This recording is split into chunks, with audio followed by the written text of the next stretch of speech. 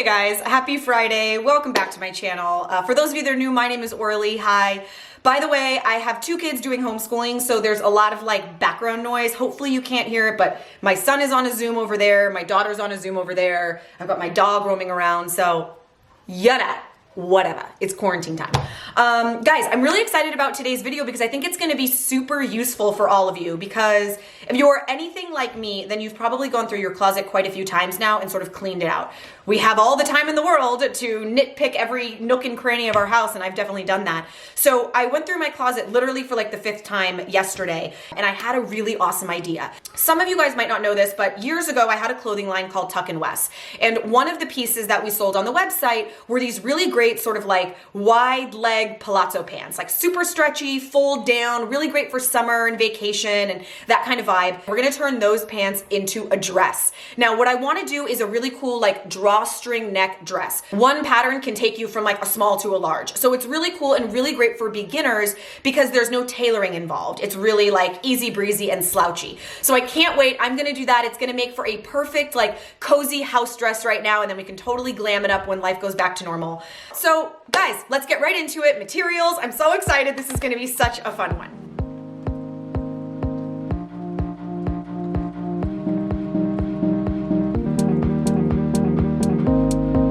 Alrighty, so here are my pants. First thing I'm gonna do is remove the waistband. Now, I'm thinking I might wanna use this waistband fabric for something, so I'm gonna find the existing seam and cut the seam open there. That way I end up with as much usable fabric as possible. Same thing, you're gonna cut the waistband off as close to the edge as possible, again, so you always maintain as much usable fabric as you can.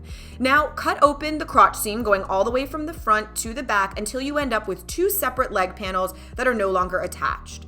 Now, we're just going to open up those inseams.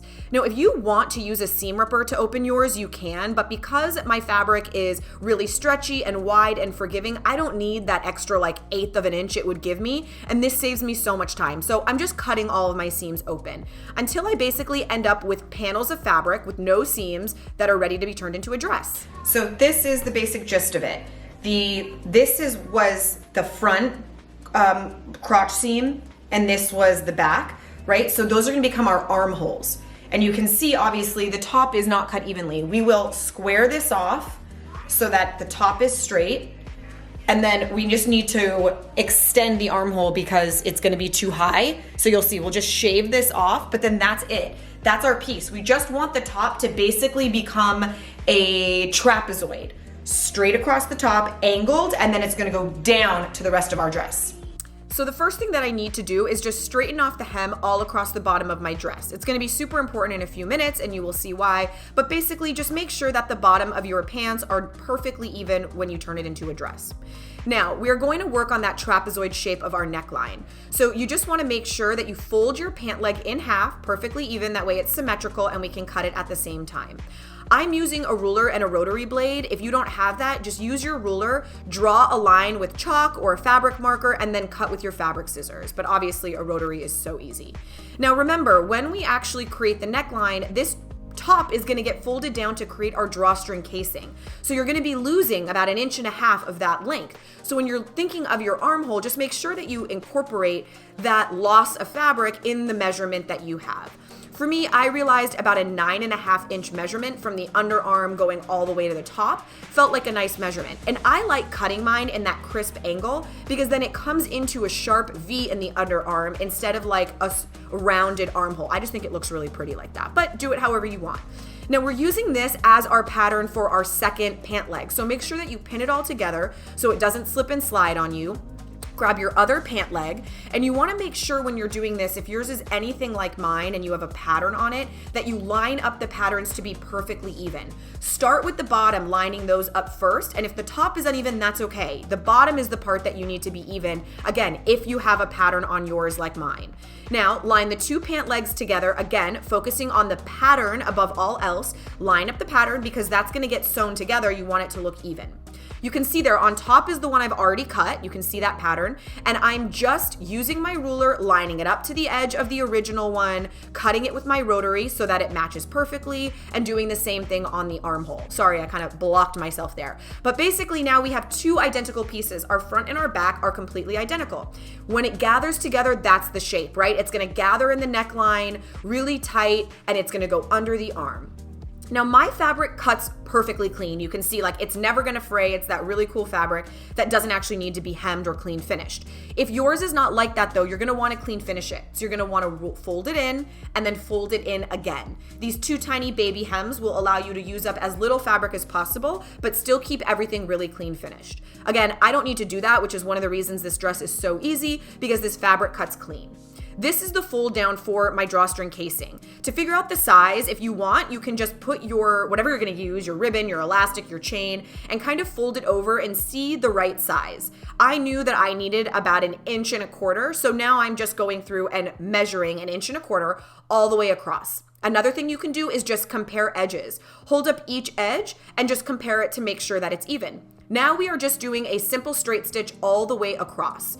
This is a simple straight stitch. The only thing that gets a little funky about this is at the end, because it angled, because again, we have that trapezoid shape, it angles in. And so the last inch or so, there's not actually fabric. You still want to sew that though, because from the front side, you are going to see the stitch line. So you want to make sure the stitch line goes all the way across the top, even though the fabric does not. Now it's time for our side seams.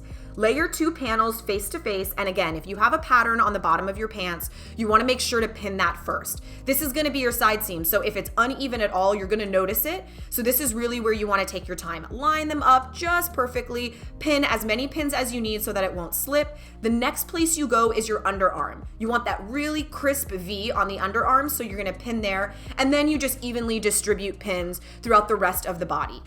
Now, if you have an overlock machine, this is where I would definitely overlock it. If you don't worry, you can either do a straight stitch or a zigzag depending on the fabric that you have, but always double back, especially at the bottom and the top, so it's nice and crisp.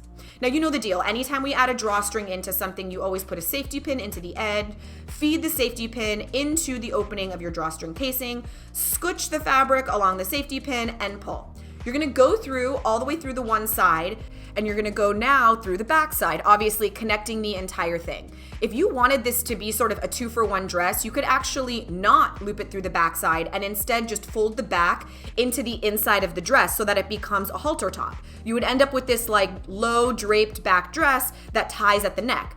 But for right now, I wanna show you guys how it loops all the way through. So basically, once you come through both sides, they meet together. You're gonna tie a bow, tie a knot, cut it short, whatever you want.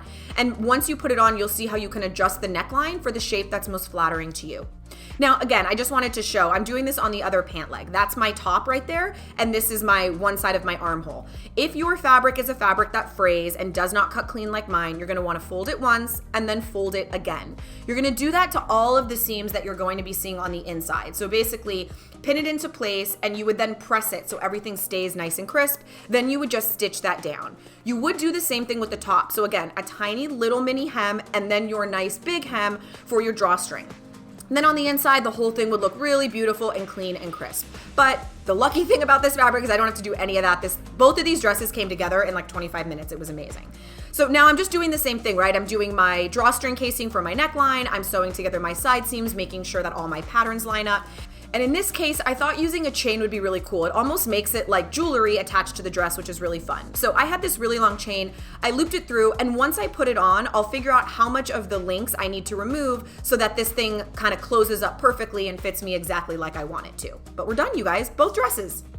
All right, I mean, that's it. This is such an easy project. All it really is that trapezoid shape. So you could make a dress out of an old maxi skirt, out of a men's t-shirt or a men's button down. You could even do a cropped version and make a little like swing tee out of it. So this basic pattern is just such a good one to keep, and you can see it's so simple. Obviously, a few things to note: stretch fabric, much easier. Obviously, you have that much more give. And then the other thing is just to consider how your fabric frays. So if you have a fabric like mine that cuts perfectly clean, I mean, 1,000 times easier. You don't need to bother hemming or clean finishing everything. If you do have a fabric that frays, a cool option would actually be flipping your seams outward so that they fray. Like if you do this with an old pair of jeans, instead of hiding everything on the inside, sew the whole thing backwards and wash it, and you would end up with all these really cool frayed details. So just keep all those things in mind, but I'm gonna show you guys what they look like on. Thanks for watching this one. I hope that you guys enjoyed it. If you did, please like the video, comment, share it with a friend, and if this is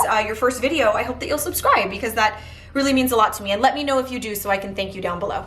All right, guys, I will see you all next week. Mwah. Bye.